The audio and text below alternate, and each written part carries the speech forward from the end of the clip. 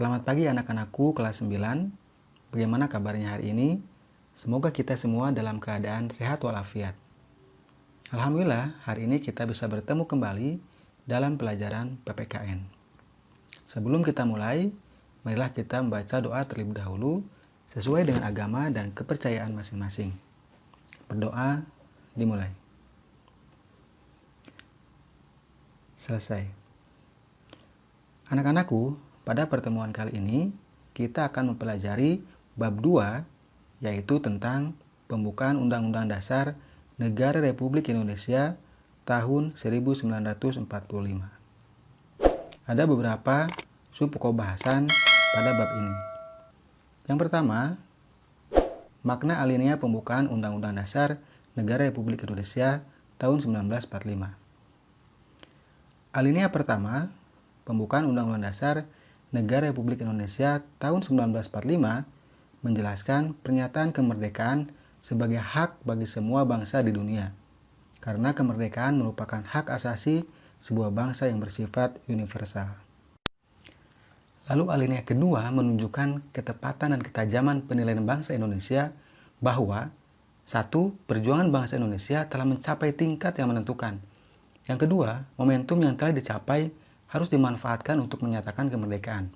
Lalu yang ketiga, kemerdekaan harus diisi dengan mewujudkan negara Indonesia yang merdeka, bersatu, berdaulat, adil, dan makmur. Kemudian alinea ketiga menjelaskan bahwa kemerdekaan yang dicapai oleh bangsa Indonesia adalah rahmat dan anugerah Tuhan yang Maha Kuasa. Hal ini merupakan motivasi spiritual, perwujudan sikap dan keyakinan bangsa Indonesia terhadap Tuhan Yang Maha Esa.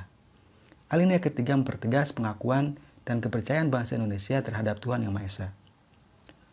Sementara itu, alinea keempat, pembukaan Undang-Undang Dasar Negara Republik Indonesia tahun 1945 memuat prinsip-prinsip negara Indonesia, yaitu 1.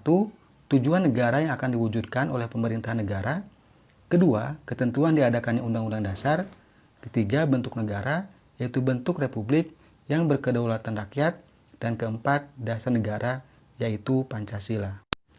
Pokok pikiran pembukaan Undang-Undang Dasar Negara Republik Indonesia tahun 1945. Pokok pikiran pertama, negara melindungi segenap bangsa Indonesia dan seluruh tumpah darah Indonesia dengan berdasar atas persatuan, atau pokok pikiran persatuan. Pokok pikiran ini menegaskan bahwa dalam pembukaan Undang-Undang Dasar 1945 diterima aliran negara persatuan. Lalu pokok pikiran kedua, negara hendak mewujudkan keadilan sosial bagi seluruh rakyat Indonesia, atau pokok pikiran keadilan sosial. Pokok pikiran ini menempatkan suatu tujuan atau cita-cita yang ingin dicapai dalam pembukaan Undang-Undang Dasar 1945 serta merupakan suatu causa finalis atau sebab tujuan. Kemudian pokok pikiran ketiga, negara yang berkedaulatan rakyat berdasarkan atas kerakyatan dan permusyawaratan perwakilan, atau pokok pikiran kedaulatan rakyat. Pokok pikiran ini mengandung konsekuensi logis bahwa sistem negara yang terbentuk dalam Undang-Undang Dasar harus berdasarkan atas kedaulatan rakyat dan permusyawaratan perwakilan. Kemudian pokok pikiran keempat, negara berdasarkan atas ketuhanan yang Maha Esa menurut dasar kemanusiaan yang adil dan beradab, atau pokok pikiran ketuhanan.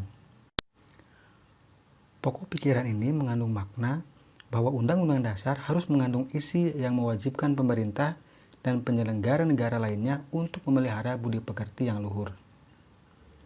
Arti penting pokok pikiran pembukaan Undang-Undang Dasar Negara Republik Indonesia tahun 1945. Semangat pembukaan dan pasal-pasal Undang-Undang Dasar Negara Republik Indonesia tahun 1945 pada hakikatnya merupakan satu rangkaian kesatuan yang tak dapat dipisahkan. Pokok-pokok pikiran pembukaan Undang-Undang Dasar 1945 juga memiliki arti penting dalam konteks hukum dasar. Seperti yang telah kita ketahui, di samping Undang-Undang Dasar, masih terdapat hukum dasar yang tidak tertulis yang juga merupakan sumber hukum, yaitu aturan dasar yang timbul dan terpelihara dalam praktik penyelenggaraan negara. Aturan dasar tersebut yang disebut konvensi atau kebiasaan ketatanegaraan sebagai pelengkap dalam Undang-Undang Dasar. Sikap positif terhadap pokok pikiran dalam pembukaan Undang-Undang Dasar Negara Republik Indonesia tahun 1945. Undang-Undang Dasar Negara Republik Indonesia tahun 1945 memuat aturan pokok yang diperlukan bagi negara dan pemerintah, serta dasar falsafah dan pandangan hidup bangsa. Dasar falsafah bangsa dan pandangan hidup bangsa tersebut telah berakar dan tumbuh berabad-abad lamanya dalam kalbu melalui sejarah bangsa Indonesia. Sudah jadi tugas kita bersama, termasuk kalian sebagai pelajar sekaligus generasi penerus perjuangan bangsa untuk mempertahankan kelestarian pokok-pokok pikiran dalam pembukaan Undang-Undang Dasar Negara Republik Indonesia tahun 1945.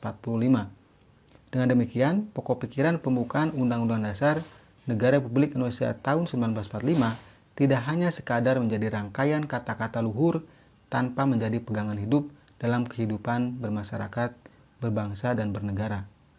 Mempertahankan pokok-pokok pikiran dalam pembukaan Undang-Undang Dasar Negara Republik Indonesia tahun 1945 tidak hanya dilakukan dengan tidak merubahnya, namun yang tidak kalah penting adalah mewujudkan pokok-pokok pikiran dalam pembukaan Undang-Undang Dasar Negara Republik Indonesia tahun 1945 dalam kehidupan bermasyarakat, berbangsa, dan bernegara.